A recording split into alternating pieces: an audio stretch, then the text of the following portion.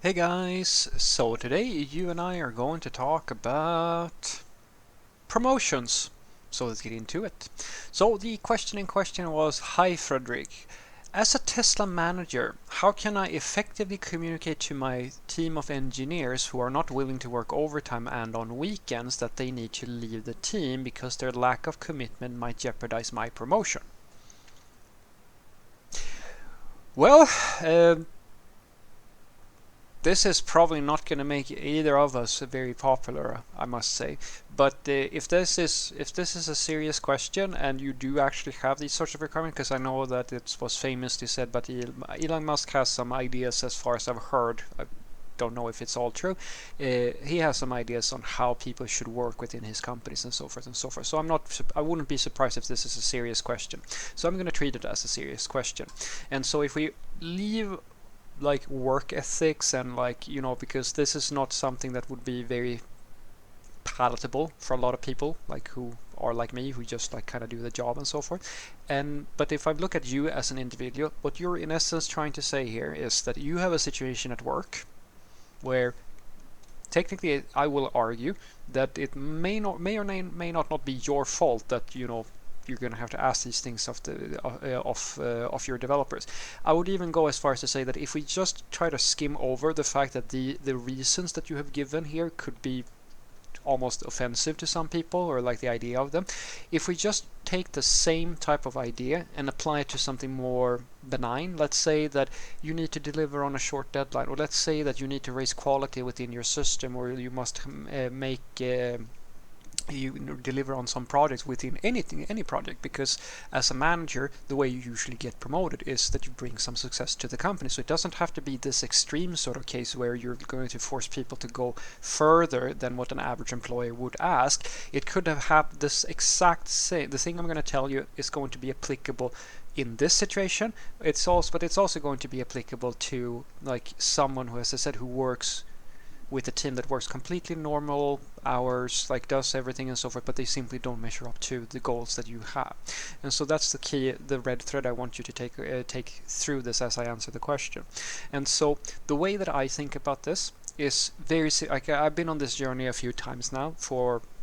I'm not a Tesla manager. I'm not like, but my role as a staff engineer, and what usually happens nowadays for me in my career is that for the past 3 or 4 years ish, what's happened is that I work as a staff engineer or a principal engineer for a few companies now.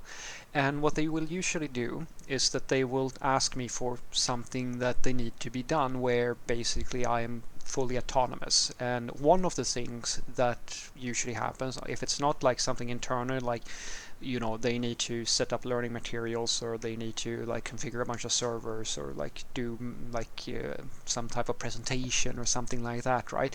What usually happens is that they have a problem within a given team and they want that problem solved.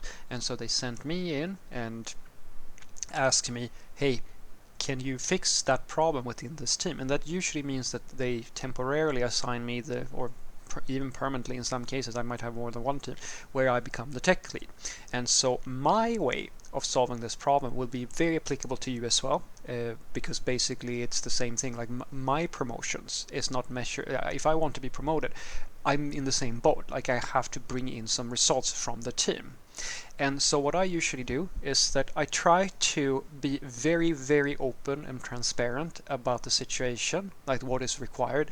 I don't talk about my promotion, because usually it's the same thing I tell people who want to get a raise, that if you want a raise, try to not just say to people, I want more money. Try to explain to them that you want a larger impact within the company. In other words, try to look at this as a little bit of a sales pitch. How would you, as an individual, tell like your customer or your manager or so forth that you want more money, but making it something that is beneficial to them?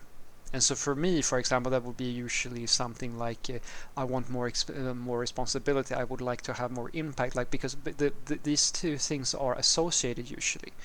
Your pay in a reasonably working system should stand in proportion to the impact that you have. That's of course not always true, but if you communicate in that fashion, it's very palatable to most people, because as you can imagine. If somebody looks at you as a high value like producer or whatever you might be, well, they're going to pay you more because you're really, really good at something that is valuable to them.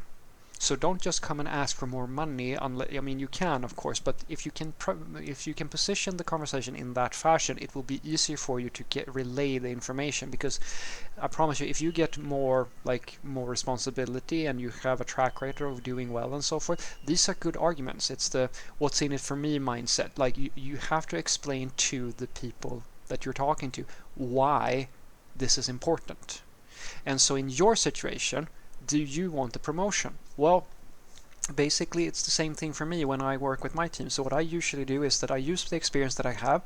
I know what's going to work. I always try to do this in the nicest way I can, but for some cases I have to be a little bit opinionated about certain things. Like I have teams where I have a few people who don't really care so much about doing well and so forth. So the first thing I always do is that I put in place the processes, the coding standards, like all the things I know that if they just do this, because that's the thing that I have made the biggest impact for my career at the very least. I've taken the time to learn all the things I need to know in order to more or less guarantee success for any software project. It doesn't matter which one it is at this point.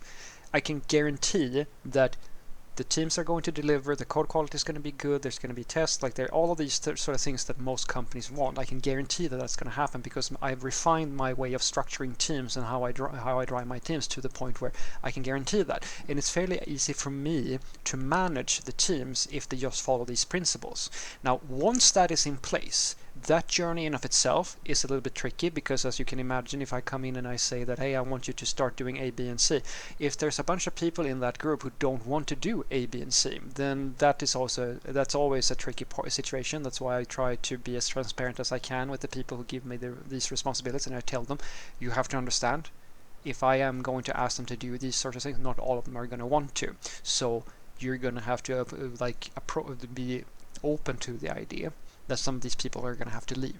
You are exactly in the same situation. If your company more or less requires people to work overtime and weekends, or at the very least, as I said, to meet the expectations of the work environment. It doesn't matter if it's a shitty work environment, yes or no. Like, you are a manager, you don't set the policies, I assume. Or maybe you are asking them to work overtime just because they're not working fast enough. Doesn't matter which situation it is. You have workers who can't cut it. Therefore, the only thing you can really do here is to explain what the criteria for working here is. So as a very concrete example, when I deal with, say, front-end developers, and I tell them that a classic one is that the managers see, like, we have tons and tons of problems with front-end, and I go, don't worry about it, I'll fix it. And the first thing I do is that I tell all the front-end developers, from this point on, you're writing unit tests for your code, and the way I'm going to check is that there's a code coverage, and then I'm going to do like ad hoc code reviews here and there just to check that you actually know how to do that. Almost all of them get sweaty immediately because they haven't practiced, and I know they haven't practiced. And so I tell them, like, I can help you, I can coach you, I can guide you to write better tests, but it is on you. This is nobody else's fault. If you have skipped this part, which is a crucial step in order for you to be able to write quality software over time, that's your problem. Fundamentally, it is your problem. It's not the company's responsibility to make sure that you have taken the time to master the things that you will need in order to do the job. It's very the way that you can look at it is, if a police officer becomes so overweight that they can't capture a criminal or something like that, the police force cannot be held responsible for that. There's a certain level of personal responsibility that each person has to take in any given environment. And as long as that seems fair and it's not unreasonable, that's the best thing you can do. So what I want you to take away from this is that the way I suggest that you communicate this to your team is to just explain what the requirements are from the company. So if the company, I'm not sure if Tesla would say something like, you have to work overtime and on weekends. My suspicion is that you're structuring, this question has more to do with, they have a deadline, they have to do something in a certain time, and that is the only way they can get there. I would argue that there's more ways to solve it than this, but it becomes the same thing. Try to avoid talking about what's going to benefit you. Try to explain to them how this may benefit them like so forth and so forth, or at the very least explain to them that these are the criteria. In this situation, it might not be that they are going to get promoted. Maybe they will, so that's a good sales pitch that you can tell them that this is probably going to turn out, if we can deliver this product, it's going to turn out well for you. And then the second thing is that it's the carrot stick type of thing. You say that these are the requirements. If you can't cut it, I'm sorry, then we're going to have to go and find someone who can. And that sucks, but that is business. It's literally how it works. It's the same thing in sports. It does, like, you're not going to get the, when you're a kid, you might get a participation trophy for showing up and trying to do your best. In the Olympics, the gold goes to the person who gets over the finish line first. And if you want to be in that race, you have to be as faster or as fast as all the people who are in that group, because there's a finite amount of spaces, and that is how reality usually works.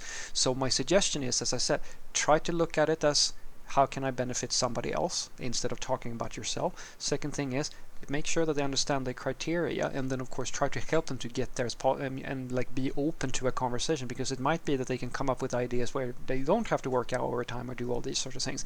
I do the same thing with my software developers. I tell them very simply that we need you to deliver at this, like at this certain level, and we will try to help you, but fundamentally it is on you. And if that means that you're going to have to work overtime, or you're going to have to do your self-studies and stuff like that, I'm sorry, but that is on you. That is fundamentally what it comes down to when it comes to being a professional. It's the same thing with me. I mean, I can't just hold up my flag and say that, well, I don't know how to like write software. How am I going to be a programmer? Well, you have to. That's why you go and learn. You go and learn how to do those things so that you can do them on the job. Some things you have to learn on the job for sure, but in many cases you find that a job requires certain things from you.